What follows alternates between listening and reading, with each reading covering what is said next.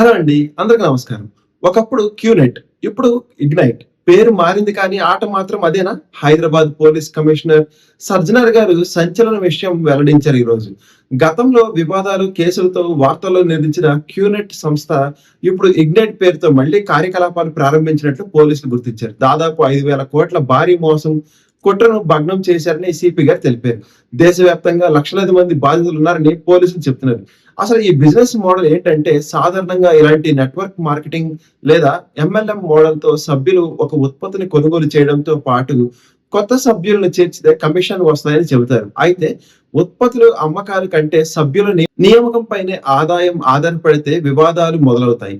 పోలీసుల ఆరోపణల ప్రకారం గత 25 ఏళ్లలో గోల్డ్ క్వెస్ట్, క్యూనెట్, ఇప్పుడు ఇగ్నైట్ పేరుతో లక్షలాది మందిని అమాయకులను ఆకర్షించే ప్రయత్నాలు జరిగాయని చెబుతున్నారు.